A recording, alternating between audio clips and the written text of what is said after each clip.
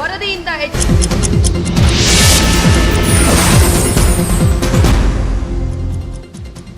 ನಮಸ್ಕಾರ ವೀಕ್ಷಕರೇ, 30 ನಿಮಿಷ 30 ಸುದ್ದಿಗೆ ಸ್ವಾಗತ. ನಾನು ಚೈತ್ರರಾಜ್. ವೀಕ್ಷಕರೇ, ದಿನದಲ್ಲಿ ನಡೆದಂತಹ ಪ್ರಮುಖ ಸುದ್ದಿಗಳನ್ನ ಇದೀಗ ಒಂದೊಂದೇ ನೋಡ್ತಾ ಹೋಗೋಣ. ಬೆಳಗಾವಿಯಲ್ಲಿ ಎಂಇಎಸ್ ಪುಂಡರ ಪುಂಡಾಟ ನಿಲ್ಲೋ ಹಾಗೆ ಕಾಣಿಸ್ತಾ ಇಲ್ಲ. ಮೇಲಿಂದ ಮೇಲೆ ಕನ್ನಡಿಗರ ವಿರುದ್ಧ ಕಾಲ್ಕೆರೆದು ಬರ್ತಿದ್ದಾರೆ. ಬೆಂಗಳೂರಿನಲ್ಲಿ ಶಿವಾಜಿ ಪ್ರತಿಮೆಗೆ ಅಪಮಾನ ಮಾಡಿದ ಆರೋಪದ ಹಿನ್ನೆಲೆ ಬೆಳಗಾವಿಯಲ್ಲಿ ಪುಂಡಾಟವಾಡಿದ್ದಾರೆ. ಕಳೆದ ರಾತ್ರಿ ಇದ್ದಕ್ಕಿದ್ದಂತೆ ಸಂಭಾಜಿ ವೃತ್ತದಲ್ಲಿ ಪ್ರತಿಭಟನೆ ನಡೆಸಿದ್ದಲ್ಲದೆ ಸರ್ಕಾರಿ ವಾಹನ, ಪೊಲೀಸ್ ವಾಹನಗಳ ಮೇಲೆ ಕಲ್ಲು ತೂರಾಟ ನಡೆಸಿದ್ದಾರೆ. ನಂತರ ಅನಗೋಳದ ಕನಕದಾಸ ಕಾಲೋನಿಯಲ್ಲಿರೋ ರಾಯಣ್ಣ ಪ್ರತಿಮೆಗೂ ಹಾನಿ ಮಾಡಿದ್ದಾರೆ. ಇದು ಕನ್ನಡಿಗರನ್ನ ಕೆರಳಿಸಿದೆ. ಪ್ರಕರಣದ ಕಾವು ಜೋರಾಗ್ತಿದ್ದಂತೆ ಖಡೆ ಬಜಾರ್ ಮಾರ್ಕೆಟ್ ಠಾಣೆಯಲ್ಲಿ ಕೇಸ್ ದಾಖಲಾಗಿದ್ದು 14 ದಿನಗಳ ಕಾಲ ನ್ಯಾಯಾಂಗ ಬಂಧನಕ್ಕೆ ಒಳಪಡಿಸಲಾಗಿದೆ.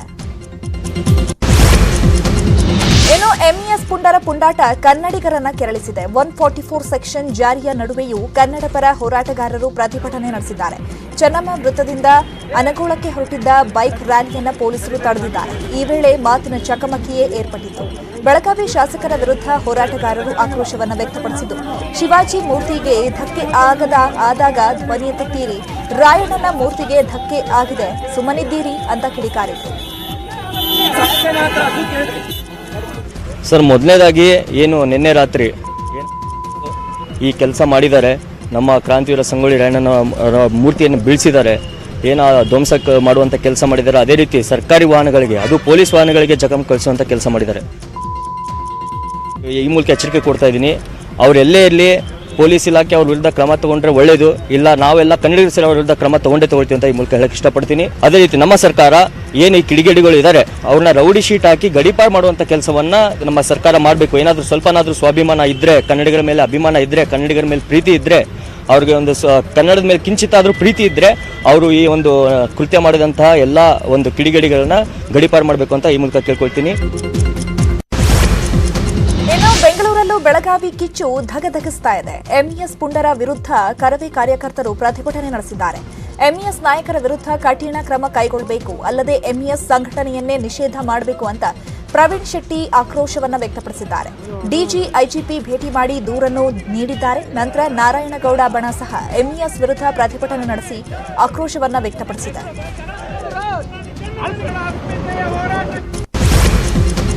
ಸಂಗೊಳ್ಳಿ ರಾಯಣ್ಣ ಪ್ರತಿಮೆಗೆ ಅವಮಾನ ಮಾಡಿದ ಹಿನ್ನೆಲೆ ರಾಜ್ಯದೆಲ್ಲೆಡೆ ಆಕ್ರೋಶ ವ್ಯಕ್ತವಾಗ್ತಾ ಇದೆ. ಗಂಗಾವತಿಯಲ್ಲಿ ಕರವೇ ಕಾರ್ಯಕರ್ತರು ಪ್ರತಿಭಟನೆಯನ್ನ ನಡೆಸಿದ್ದಾರೆ. ದಾವಣಗೆರೆಯಲ್ಲೂ ಸಹ ಪ್ರತಿಭಟನೆ ನಡೆದಿದ್ದು, ಪದೇ ಪದೇ ಎಂಇಎಸ್ ಪುಂಡರು ಕನ್ನಡಿಗರನ್ನ ಕೆಣಕ್ತಾ ಇದ್ದಾರೆ. ಆದರೂ ಸಹ ಸರ್ಕಾರ ಕಣ್ಮುಚ್ಚಿ ಕುಳಿತಿದೆ ಅಂತ ಆಕ್ರೋಶವನ್ನ ವ್ಯಕ್ತಪಡಿಸಿದ್ದಾರೆ. ಅತ್ತ ಧಾರವಾಡದ ಜಿಲ್ಲಾಧಿಕಾರಿ ಕಚೇರಿ ಎದುರು ಕನ್ನಡ ಪರ ಹೋರಾಟಗಾರರು ಪ್ರತಿಭಟನೆಯನ್ನ ನಡೆಸಿದ್ದಾರೆ. ರಾಯಣ್ಣ ಮೂರ್ತಿ ಭಗ್ನಗೊಳಿಸಿದವರಿಗೆ ಶಿಕ್ಷೆ ಆಗಬೇಕು ಅಂತ ಕಿಡಿಕಾರಿದ್ದಾರೆ.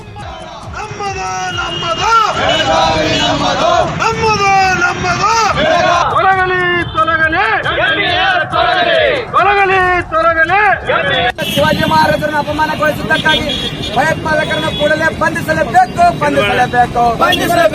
ಶಿವಾಜಿ ಮಹಾರಾಜ್ ಕಿ ಜೈ, ಛತ್ರಪತಿ ಶಿವಾಜಿ ಮಹಾರಾಜ್ ಕಿ ಜೈ. ಇನ್ನು ಬೆಳಗಾವಿಯ ಎಂಇಎಸ್ ಪುಂಡಾಟಕ್ಕೆ ಸಿಎಂ ಬಸವರಾಜ ಬೊಮ್ಮಾಯಿ ಆಕ್ರೋಶವನ್ನ ವ್ಯಕ್ತಪಡಿಸಿದ್ದಾರೆ. ಈಗಾಗಲೇ ಆರೋಪಿಗಳ ವಿರುದ್ಧ ಕ್ರಮಕ್ಕೆ ಸೂಚನೆಯನ್ನ ಕೊಡಲಾಗಿದೆ. ರಾಷ್ಟ್ರ ಭಕ್ತರ ಪ್ರತಿಮೆಗಳಿಗೆ ಅಪಮಾನ ಮಾಡೋ ಪ್ರವೃತ್ತಿಯನ್ನ ಸಹಿಸುವುದಿಲ್ಲ ಅಂತ ಎಚ್ಚರಿಕೆಯನ್ನ ನೀಡಿದ್ದಾರೆ. ಇನ್ನು ಗೃಹ ಸಚಿವ ಆರಗ ಜ್ಞಾನೇಂದ್ರ ಸಹ ಪ್ರತಿಕ್ರಿಯೆ ನೀಡಿದ್ದು, ಸಂಗೊಳ್ಳಿ ರಾಯಣ್ಣ ಹಾಗೂ ಶಿವಾಜಿ ನಮ್ಮೆಲ್ಲರ ಹೆಮ್ಮೆಯ ಪ್ರತೀಕ. ಇವರ ಹೆಸರಲ್ಲಿ ದುಷ್ಕೃತ್ಯ ನಡೆಸೋದು ಅಕ್ಷಮ್ಯ ಅಪರಾಧ ಅಂತ ಹೇಳಿದ್ದಾರೆ. ಸಿಟಿ ರವಿ ಸಹ ಎಂಇಎಸ್ ಪುಂಡರ ವಿರುದ್ಧ ಕಿಡಿಕಾರಿದ್ರು.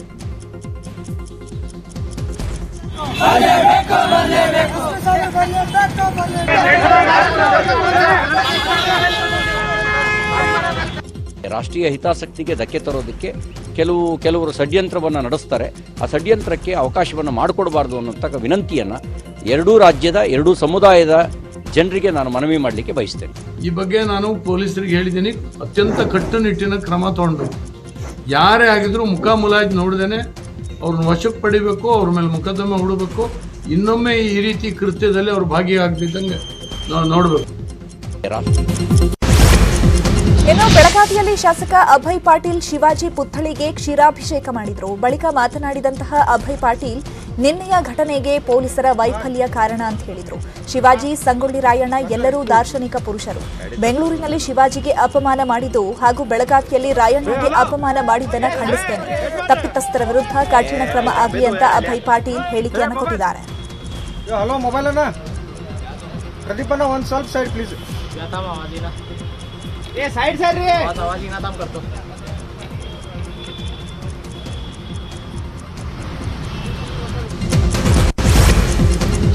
ಎಂಇಎಸ್ ಸಂಘಟನೆ ಬ್ಯಾನ್ ಮಾಡಲ್ಲ, ಅವರು ನಮ್ಮವರೇ, ನಮ್ಮಲ್ಲೇ ಇದ್ದಾರೆ, ಅವರ ಹಕ್ಕು ಕೇಳಲಿ ಅಂತ ವಸತಿ ಸಚಿವ ವಿ ಸೋಮಣ್ಣ ಹೇಳಿದ್ದಾರೆ. ಬೆಳಗಾವಿ ಘಟನೆ ಬಗ್ಗೆ ಮಾತನಾಡಿದ ಸಚಿವರು, ಅಧಿವೇಶನ ಮುಗಿದ ಬಳಿಕ ಬಿಗಿ ಕ್ರಮವನ್ನು ಕೈಗೊಳ್ಳುತ್ತೇವೆ. ಸಿಸಿಟಿವಿ ಆಧರಿಸಿ ಸರ್ಕಾರ ಕ್ರಮವನ್ನು ತೆಗೆದುಕೊಳ್ಳುತ್ತೆ. ಬೆಳಗಾವಿ ಪಾಲಿಕೆ ಕೈತಪ್ಪಿದ್ದಕ್ಕೆ ಹೀಗೆಲ್ಲ ಆಗ್ತಾ ಇದೆ. ಊರು ಅಂತ ಇದ್ದ ಮೇಲೆ ಕೆಲವರು ಇದ್ದೇ ಇರ್ತಾರೆ. ಪುಂಡರ ವಿರುದ್ಧ ಕಠಿಣ ಕಾನೂನು ಕ್ರಮ ಕೈಗೊಳ್ಳುತ್ತೀವಿ ಅಂತ ಹೇಳಿದರು.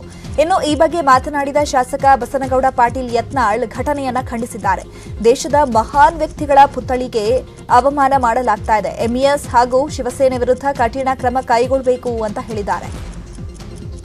ಸಂಘಟನೆ ಬ್ಯಾನ್ ಮಾಡೋದು, ಮತ್ತೊಂದು ಮಾಡೋದು, ಮಗದೊಂದು ಮಾಡ್ತಕ್ಕಂಥ ಚಿಂತನೆ ನಮ್ಮಲ್ಲಿಲ್ಲ. ನಿಮ್ಮ ಹಕ್ಕನ್ನು ನೀವು ಯಾವ ರೀತಿ ಮಾತಾಡಬೇಕೋ ಮಾಡಿ. ಅದನ್ನು ಬಿಟ್ಟು ಎಲ್ಲ ಒಂದು ಕಡೆ ಕಾನೂನು ಕೈಗೆತ್ಕೊಂಡ್ರೆ ಯಾರೂ ಸಹಿಸೋದಿಲ್ಲ. ಎಂಇಎಸ್ ಕೂಡ ಭಾರತ ದೇಶದಲ್ಲಿ ಇರ್ತಕ್ಕಂಥ ನಮ್ಮವರೇ, ಅವರೇನು ಬೇರೆಯವರೆಲ್ಲ. ಕರ್ನಾಟಕದಲ್ಲೂ ಕೂಡ ಆ ಸಮಾಜ ಇದೆ, ನಮ್ಮವರು ಕೂಡ ಮಹಾರಾಷ್ಟ್ರದಲ್ಲಿದ್ದಾರೆ. ನೋಡ್ರಿ, ಕೆಲವೊಂದು ದೇಶ ವಿರೋಧಿ ಚಟುವಟಿಕೆಗಳು, ದೇಶದ ಉದ್ದೇಶಪೂರ್ವಕವಾಗಿ ಶಿವಾಜಿ ಮಹಾರಾಜರ ಒಂದು ಪುತ್ಥಳಿ ಮೇಲೆ ಅವಮಾನ, ಬಾಬಾ ಸಾಹೇಬ್ ಅಂಬೇಡ್ಕರ್ ಅವರ ಪುತ್ಥಳಿ ಮೇಲೆ ಕೆಲವೊಂದು ಸಲ ಅವಮಾನ, ಇವತ್ತು ಸಂಗೊಳ್ಳಿ ರಾಯಣ್ಣರ ಒಂದು ಇದ್ರ ಮೇಲೆ ಅವಮಾನ, ಬಸವಣ್ಣವ್ರ ಮೇಲೆ, ಬುದ್ಧನ ಮೇಲೆ, ಇದೊಂದು ದೊಡ್ಡ ಒಂದು ಗುಂಪಿದೆ. ಇದನ್ನು ನಮ್ಮ ಗೃಹ ಮಂತ್ರಿಗಳಿಗೆ, ಮುಖ್ಯಮಂತ್ರಿ ಆಗ್ರಹ ಮಾಡ್ತೀನಿ, ಇವ್ರು ಯಾರೇ ಇರಲಿ ನಿರ್ದಾಕ್ಷಿಣ್ಯವಾಗಿ ಜಿಲ್ಲಾಡಳಿತ ಕ್ರಮ ತಗೋಬೇಕು. ಒಂದು ವೇಳೆ ಆ ಪೊಲೀಸ್ ಆಡಳಿತದಲ್ಲಿ ನಿರ್ಲಕ್ಷ್ಯ ವಹಿಸ್ಬಿಡ್ತಾರೆ, ಅವ್ರ ಮ್ಯಾಗೂ ಕಠಿಣ ಕ್ರಮ. ಬೆಳಗಾವಿಯಲ್ಲಿ ಎಂಇಎಸ್ ಪುಂಡರ ಪುಂಡಾಟ ಹೆಚ್ಚಾದ ಬೆನ್ನಲ್ಲೇ ಗಡಿಯಲ್ಲಿ ಹೈ ಅಲರ್ಟ್ ಘೋಷಿಸಲಾಗಿದೆ. ಕಾಗವಾಡ ತಾಲೂಕಿನ ಕರ್ನಾಟಕ ಹಾಗೂ ಮಹಾರಾಷ್ಟ್ರ ಗಡಿಯಲ್ಲಿ ಪೊಲೀಸರನ್ನ ನಿಯೋಜಿಸಲಾಗಿದೆ. ಮಹಾರಾಷ್ಟ್ರದಿಂದ ಯಾರೇ ಬಂದರೂ ವಿಚಾರಣೆ ಮಾಡಿ ಗಡಿಯೊಳಗೆ ಪ್ರವೇಶ ನೀಡುತ್ತಿದ್ದಾರೆ.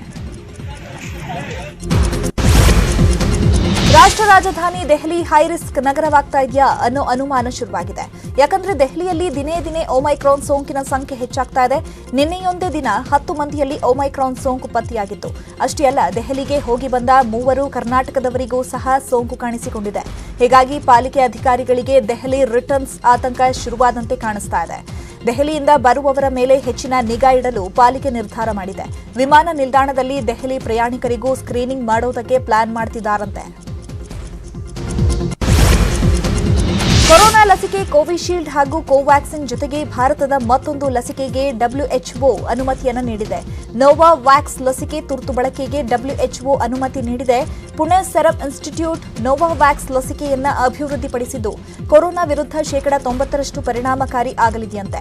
ಕಡಿಮೆ ಆದಾಯದ ದೇಶಗಳಿಗೆ ಲಸಿಕೆ ವಿತರಣೆಗೆ ಗ್ರೀನ್ ಸಿಗ್ನಲ್ ಸಿಕ್ಕಿದ್ದು ಕೋವಿಡ್ ವಿರುದ್ಧ ಅನುಮತಿ ಪಡೆದ 9ನೇ ವ್ಯಾಕ್ಸಿನ್ ಇದಾಗಿದೆ. ಒಮೈಕ್ರಾನ್ ಸೋಂಕಿನ ಆತಂಕ ದಿನೇ ದಿನೇ ಹೆಚ್ಚಾಗ್ತಾ ಇದ್ರೂ ಜನ ಮಾತ್ರ ಬುದ್ಧಿ ಕಲಿತಾ ಇಲ್ಲ.